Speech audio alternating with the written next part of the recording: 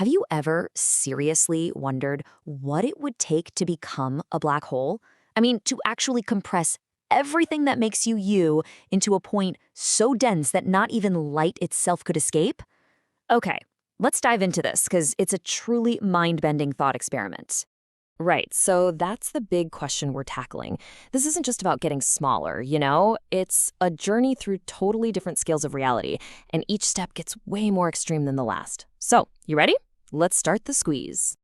So, for our first stop, we're doing a compression that sounds pretty big on the surface. We're going to take a whole person and shrink them down to the size of a tiny little insect. Okay, so picture this. You go from your normal height, maybe around 1.7 meters, all the way down to the size of a common ant. And you're probably thinking, that's it? All my mass in that tiny space? I've got to be a black hole now. But nope, not even close. And this is where it gets wild. At this stage, you wouldn't just collapse into a black hole. Your own gravity, it's just not strong enough to beat the forces that hold your atoms together. Instead, you'd just be this object of unbelievable density. A simple step could release a catastrophic amount of energy. You'd basically be a tiny walking disaster zone, but definitely not a black hole. Not yet. So the ant-sized you is surprisingly stable, just incredibly dense. To keep going on this journey, we have to go much, much smaller. We're about to enter the microscopic realm. All right, from the size of an ant, we are taking a huge leap. We're shrinking everything by a factor of 10,000. And just like that, you're the size of a single bacterium. We've completely left the world we can see behind, but we can't stop here. So we do it again, another 10,000 times smaller. After these two absolutely massive compressions, all of your mass is now squeezed into a space the size of one single atom. You've been shrunk down to the basic building blocks of matter itself. Surely this has to be it, right? Nope, still not a black hole. Even at the atomic scale, you haven't collapsed. Why?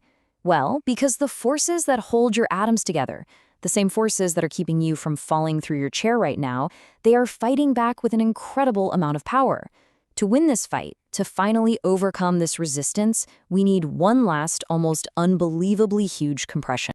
And that final number is just staggering, 10 to the power of 15.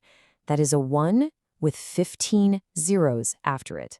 1 quadrillion. From the size of a single atom, you still need to be compressed another quadrillion times. It's a jump in scale that is just almost impossible for our brains to really wrap around. But with that final impossible squeeze, you've done it. You've finally crossed the critical line, a threshold that's defined by some seriously fascinating physics. This threshold? It's called the Schwarzschild radius. And really, it's the ultimate point of no return. It's the size where, for a certain amount of mass, the escape velocity becomes faster than the speed of light. So once you're compressed past this point, your own gravity is so ridiculously powerful that nothing, and I mean absolutely nothing, can get out. And there it is. All of your mass, once spread out over almost 2 meters, is now a singularity, an infinitely dense point hidden behind an event horizon. You have become a black hole. Which, of course, leaves us with one last, really deep question to think about. The laws of physics say all of your mass is still there, just crushed into the center. But all the information that made you who you are, your memories, your thoughts, your entire structure, that's all gone. It's been completely crushed out of existence. So if your mass became a singularity, where did the real you go?